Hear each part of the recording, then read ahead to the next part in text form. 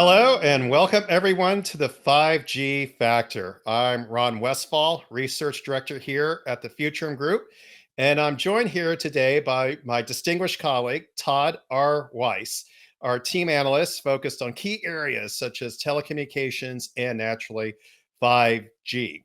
And today we will be honing in on the major 5G ecosystem developments that have caught our eye. And so, Todd, welcome back again. It's great to see you. And thanks for joining the episode. How have you been bearing up between episodes? I'm very good. Looking forward to Thanksgiving and so happy to be here with you, Ron. I always enjoy it.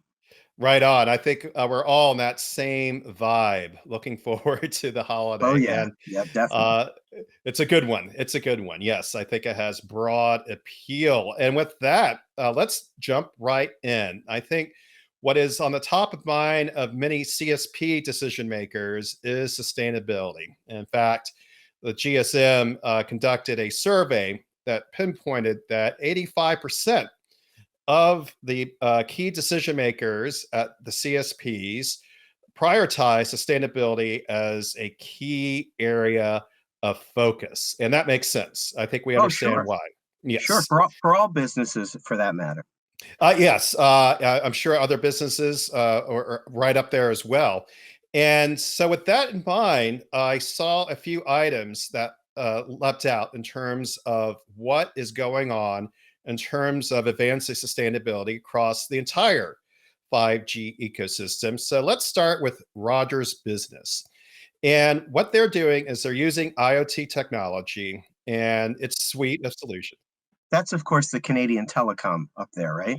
Exactly. Yes. A good point. And I'll definitely be commenting more on Canada's specific sustainability objectives. And with that, I think it's important that when it comes to helping organizations meet their sustainability goals, it also requires ability to look at a big picture. It's not just, for example, only carbon emissions or greenhouse reductions, but also looking at what is driving waste in terms of the entire organization, as well as, for example, water, which AWS, I think, has done a good job of raising awareness on. And so, with that, connected IoT sensors, as we know, can give organizations the insights they need, along with naturally IoT software management tools that can make this information more actionable. And that's the key point. It's about being able to act on all this data because we know there's a wealth of data out there. It's about making it more intelligent and useful. And as a result, embracing sustainability goals, as we've seen, requires a holistic approach that cannot be limited to only one aspect of operations. So, when you're talking to an organization, for example, substituting the fleet with electric vehicles is something that's invoked, but it's like also you need to do more than that. It's an and a type of proposition. So, don't get me wrong. Go And, ahead. and I'm thinking also, people may not think about sustainability when it comes to networks, and they should because I mean, look at Rogers. They have this huge business, which means data centers. What do data centers use? Energy, water, consumption. So we don't think about that. They're not manufacturing a product like a physical car or a gadget. They're making a service available. It is highly consumptive of energy and water and all these other things. So then all of a sudden it's like, oh my God, we really have to pay attention to this. It's not the kind of thing I think the average person, consumer or tech, might think about. But this is a giant thing. And using these IoT devices to track and help with sustainability efforts is huge, as we're going to talk about today. Right on. And yes, I think that's a good point. I think we're seeing progress in that area. There's a broadening of looking at the overall picture. And, thanks to recommendations by organizations such as the UN, I think that's helping to drive that. And Yeah, going back to the EV example, yes, it's important to actually prioritize that, but it's also important to combine that with other initiatives. So sometimes we're seeing kind of a siloed approach, but I think sure. the good news is Rogers Business is a good example of an organization that can help broaden the picture. And I think one stat that was interesting is that when it comes to also looking at buildings, that account for a substantial portion of the GHG emissions across Canada. That is national greenhouse gas emissions. And Right. that's up to 18%, according to Natural Resources Canada. So this is, I think, something that we're going to see more of. Yes, Sure. Oh yeah. EVs, are headline news. It's something that we talk about commonly, but not buildings. And smart buildings, I think, is something that will definitely be following on top of what's going on with EV initiatives. So all this is coming together. All of it's important. And so I think what's also of note is that Rogers Business is prioritizing three key areas for organizations to, organize their or better prioritize how they address their sustainability initiatives and meeting their goals. First, naturally, is energy. And what I Which is see, huge. oh, well, of course, yeah, that's an obvious starting point, but it also has to be addressed right off the top. And this is where I see Rogers having a solution that has, I think, potential direct impact. It's called the Rogers Smart Energy Management Solution. And what it does is it allows organizations to, first of all, identify the energy saving opportunities. So that obviously is a key step. But then it follows up by enabling the benchmarking of energy consumption, measuring it, as well as helping with having a hands off facility management. So the idea here is to take advantage of digital technologies and IoT sensor management. Optimizing that is a great use case. And also being able to address the specific requirements of the environment, of the building, for example. And Right. that's And where every company and every building may need something different. So they have to be able to adjust those to what they need. right on. And that links directly into water. And so Sure. I think most organizations have water bills or should start thinking more about how water could be optimized. One example that comes to mind is actually the casinos in Las Vegas, because they had to do that because of the water shortage challenges in the Las Vegas area. And you think, oh, casinos, extravagance, decadent, whatever the case is. But actually, they are forerunners in terms of installing equipment that optimizes water usage because of desert climate requirements and so forth. And with that example of mine, as we know, water leaks can be very expensive. But even before causing damage, leaks can undercut the sustainability performance of facilities by wasting water. So, wouldn't it be great to have something like a Rogers smart water leak detection and mitigation solution that it can address that? That is, prevent water leaks, or when they happen, identify them so rapidly that you're not having, concrete being watered for half the day before it can be addressed directly. And And so, that's even more important, Ron, because as you know, the water situation in the arid U.S., the western part of the United States, Lake Mead's water's been dropping for what, a decade? Massive amounts of shortages of water. Now I think they're talking about farmers out there in the deserts who can't get the water they need for animals and things like that. So this is a huge area. LA's not far. I mean, all of these things, any way we can prevent the wasting of water, it's an incredibly precious resource. 50 years ago, we didn't worry about this. 60 years ago, we didn't worry about all those sewer pipes that were leaking water all over the place, water lines that were leaking water. And now, these things all across the country and around the world, these are huge things. You can't waste water. We have too many, more and more people and less water. So, those are not good things to have going in opposite directions. exactly. Even with the recent winter storms, it's an ongoing issue. It's not Oh, you yeah. have to wait around, every few years Well, before water you levels can't will be restored some. you can't always catch up. Exactly. Yes, and so yes, it's also about preventing water damage, as you noted, Todd, but Right. also combining that with quite simply lowering costs. And so this Right. is where sustainability can actually be a very compelling business proposition, but also quite simply reducing water wastage, regardless of where it is in the deserts, in the a more tree-lined area. It doesn't matter. It's all important. And tying into what we touched on earlier is fleet management. So Right. that definitely is something that gets, I think, a little more headline attention. And as a result, we see Rogers Business supporting a fleet management solution that addresses Yeah, that very specific issue. And what's important here is that it's enabling vehicle and asset tracking. As we know, when it comes to, for example, autonomous vehicles, that's automatic. You have to have that. But also, it's kind of like the Uber model. It's just being able to have the vehicle in the best possible place at the best possible time to quite simply have improved performance, both on the revenue side, but also on the energy side as well. right. And it's also about driver monitoring and coaching for those vehicles that are not autonomous, but also adding diagnostics and maintenance. So it's really combining all together. And I think, yeah, fleet management is something that will gain more traction as part of a built in sustainability initiative. And reducing emissions by being able to know where the vehicles go, better plan their routes and deliveries and pickups and things like that. Right on. And so those are the three tenets. And Todd, what else about the Rogers using IoT to advance the sustainability goals of organizations jumped out at you?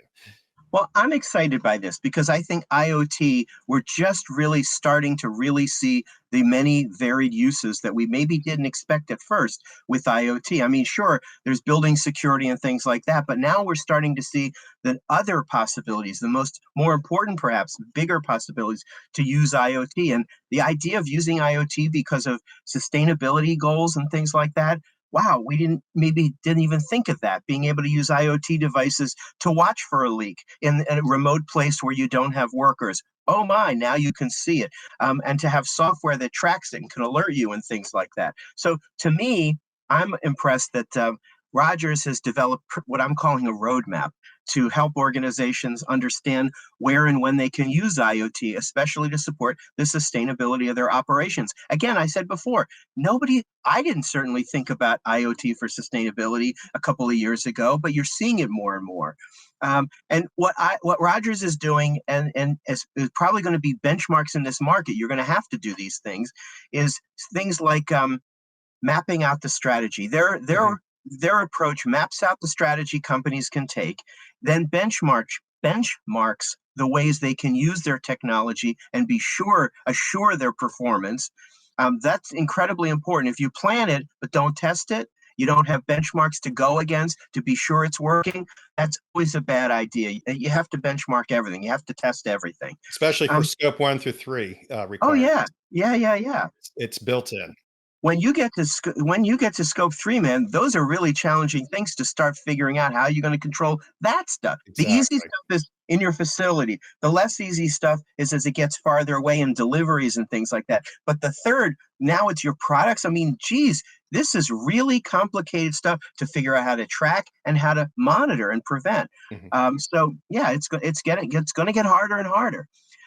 The other thing that the Rogers product does is it allows the creation of digital twins. Now, I think digital twins, a few years ago, I wasn't impressed. But as I started seeing more and more what you can do with a digital twin, say you want to make a change in something that's critical in your operations, in your facility, wherever, you don't have to you don't have to build something to find out how it's going to go. You can make a digital twin using all the sensor data you have, all the data your company has, plug it in. It will give you working representations of how these things would work, could work, will work.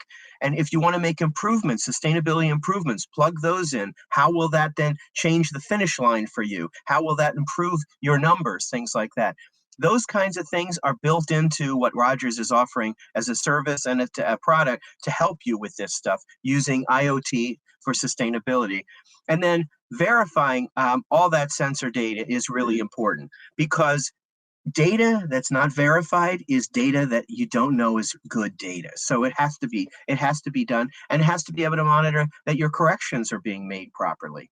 Um, also, the other thing that they do is that where they don't have a specific technology to fit a company, they find a specific technology to fit a company's use. Sure. So every sustainability project has got different needs depending on the company it's being done for. So with Rogers, they can help you fill in those things that find the things that can help you with energy consumption, with carbon emissions reductions, with all those things, and preventing water loss we talked about. So to me, I think this is one more way using, a product like this that IoT devices can be used to help enterprises in ways they may not have considered, like I mentioned, which adds a whole new look to the value of these kinds of things. And the last thing I wanted to say is that, and I was just thinking about this, I wrote it down. Having the eyes of easy deploy and always observable IoT devices is a huge tool for sustainability programs to adopt. And I bet, Ron, we're going to see more and more like this. Yeah, no, that's a good take, Todd, on Rogers' business IoT-driven sustainability initiative, reaching out to organizations that quite simply can use this kind of support and assistance. And this is, I think, informative, and also it's tying into something else that we were looking at is the Verge 23 conference, a climate awareness event that key operators such as AT&T participated in. And I think what's important here is that it's, again, focusing on how to improve the performance of networks in terms of enabling organizations to meet those sustainability goals. And that includes naturally reducing emissions. And so this is across many industries. I'm seeing that they are looking for quite simply cost efficient ways to mitigate their greenhouse emissions, but also looking to technology to certainly assist with that. Sure. And what I think was important about the event is that it highlighted the fact that AT&T launched its Connected Climate Initiative, or CCI, 2 years ago to really help fuel the collaboration, research, and innovation that's required to make this happen. Yeah, that's a And big deal because AT&T is certainly a giant telecom.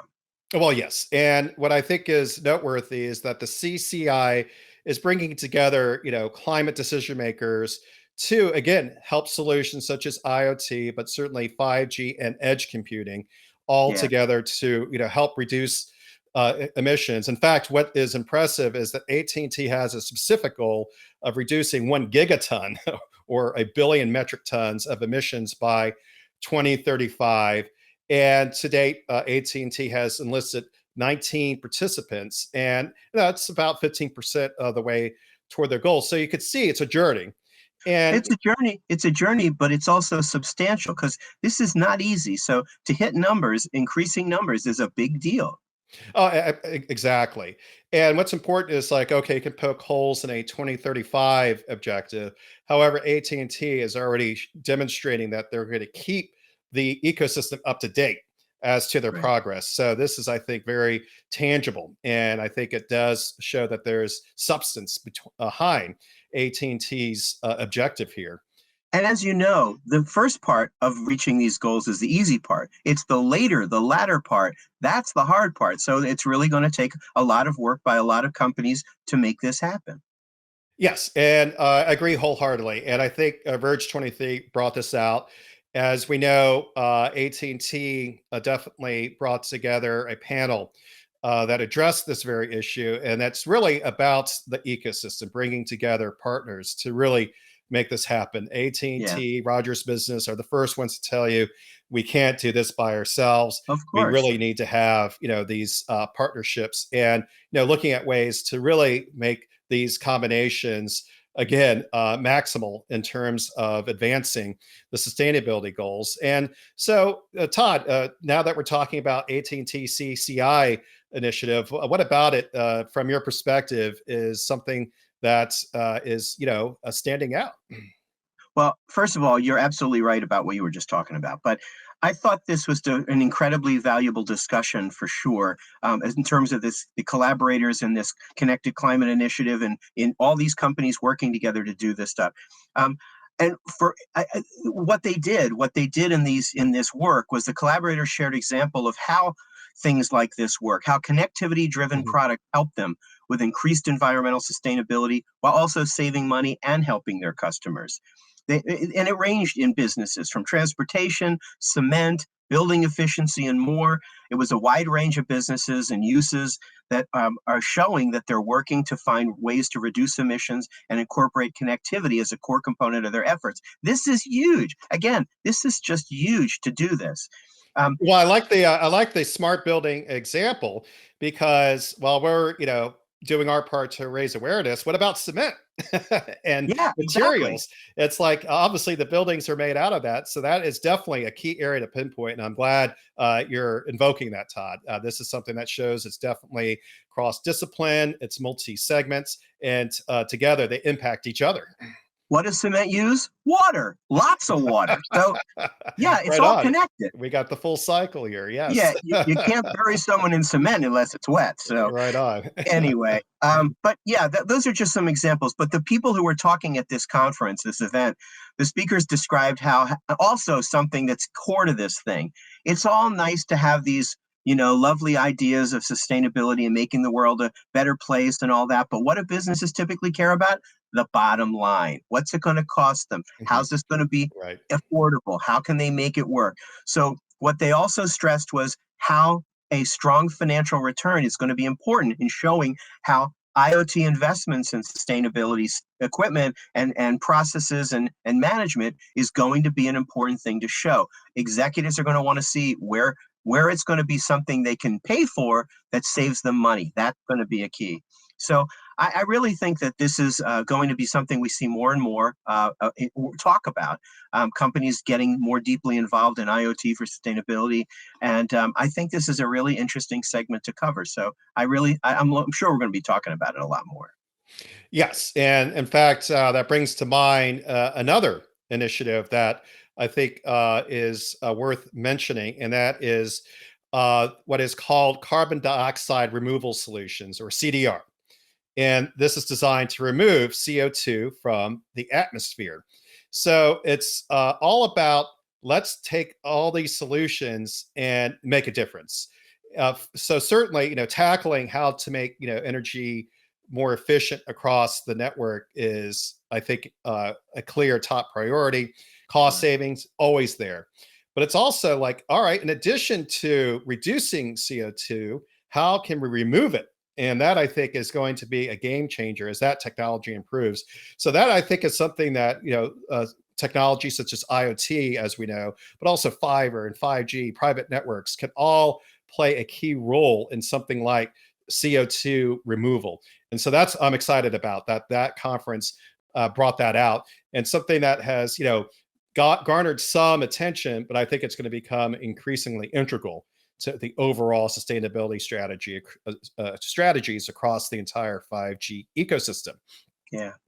And with that in mind, let's look at another major CSP climate initiative, and that is Orange launching Sophie Germain, which is a Now, boat purpose don't designed. forget, let's tell our listeners Orange is the former France Telecom. They just renamed themselves. Exactly, and that's helpful. And with that, the Orange Group is determined, at least in terms of playing a major role not only in long distance network infrastructure, but also as enabling high performance connectivity that aligns with reaching environmental goals, and that includes, for example, using this new boat to reduce basically the environmental footprint of Orange itself.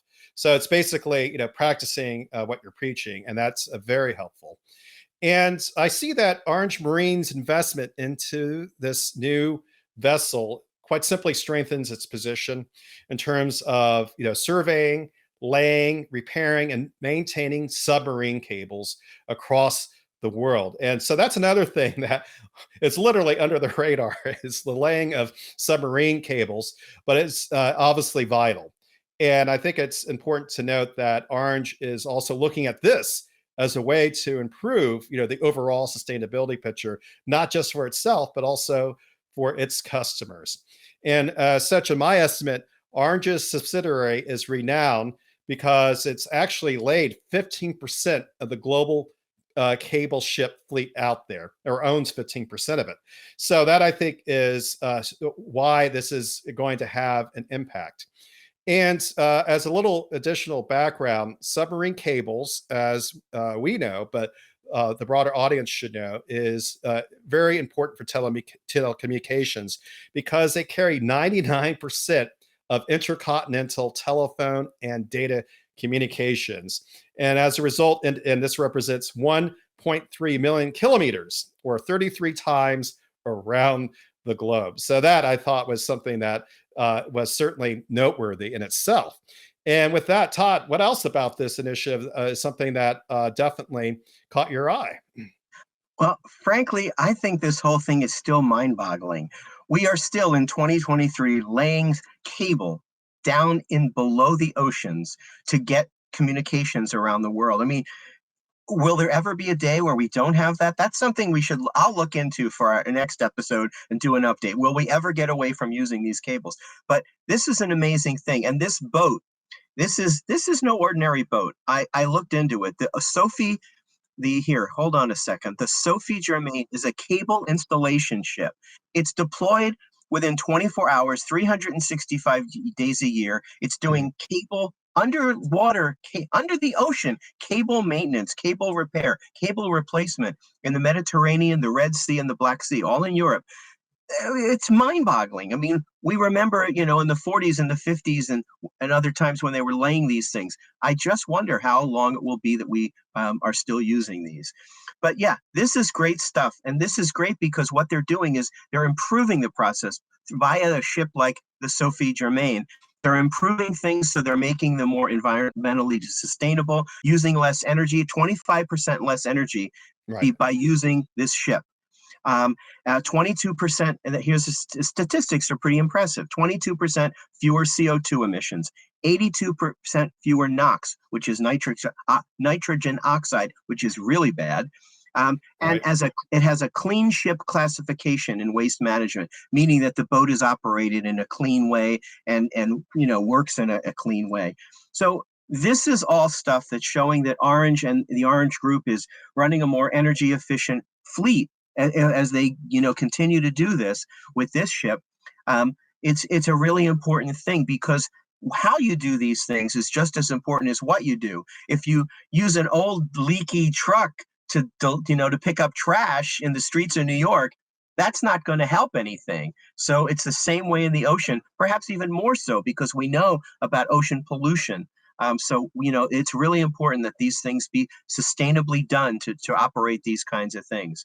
So yeah, I really think that the launch of the Sophie Germain marks Orange's commitment, a big one, to investing in reducing its fleet's overall environmental footprint. It's saying it's going to do it, and it's doing it, which I think is exactly what you want from companies to do. Right on. And it's about the energy efficiency, but also the speed of how the submarine cables are laid. And so Right. that brings to mind, will F1 ever sponsor a submarine cable laying contest? Demonstrate the value here. How's that for a segue to wrap up on Oh, F1? we're gonna be talking about that after the show, I'm sure. Well, yes, naturally, it's an event that's being conducted in Las Vegas, and yes, Right. we'll follow up on that in terms of how the 5G network performed at that particular event. And with Oh, that, that's right. Wait a second. Wait a second. I wanted to mention, I still have a minute, right? I sure wanted you to did. mention T-Mobile. Right now, the Las Vegas Grand Prix is going on. The first time it's ever been held in the streets of Las Vegas. Yeah, Formula One has brought its Formula One cars to Las Vegas in the desert for the first time. So T-Mobile, it's been a while. Yeah, I just wrote a research note about this yesterday. Hopefully, it'll be published today or soon. But T-Mobile has just dramatically upgraded its 5G network out in the Las Vegas metro area. It's for the event. It's going to bring in hundreds of thousands of people. And as we all know, when you bring in hundreds of thousands of people, what's the first thing you need? Capacity. yeah, So this will primarily benefit T-Mobile customers in the big scheme because it's primarily a T-Mobile network upgrade, but it also helps anybody else who will use T-Mobile's network for Wi-Fi, for posting on social media. So if you're using T-Mobile's network, it's going to be improved dramatically. They brought in one of those mobile mobile networks that they have to dramatically upgrade the yeah, the pod. Right on. capability. Yeah, the pod. So all of this is really cool because it's happening this weekend. And see, it's going to be this happens at the Super Bowl. This happens at the World Yes. Series. This happens at big sporting events. Network companies, telecom companies bring in bring in the big guns to make sure that people will have great connectivity, great wireless service, things like that. So I at least wanted to mention it because it's happening this weekend. So thank you for Exactly. reminding me about that. No problem. And yes, it also, I think, helps answer the question, why 5G standalone networks? It's Yeah. for the smart venue Oh, use yeah. case. And yeah, F1 in Las Vegas, I think, is a clear example of where the monetization could be realized, but also making a huge impact in terms of the networking experience that clearly, the audiences out there would fully appreciate. Oh, yeah. And on that note, let's wrap it up. And we'll definitely look forward to continuing the sustainability theme on upcoming 5G Factor webcasts. Again, thank you, viewing audience, for joining us today. Again, be sure to reserve us on the 5G Factor channel, but certainly the Futurum Group website. And with that, thank you, Todd, again for joining the discussion today.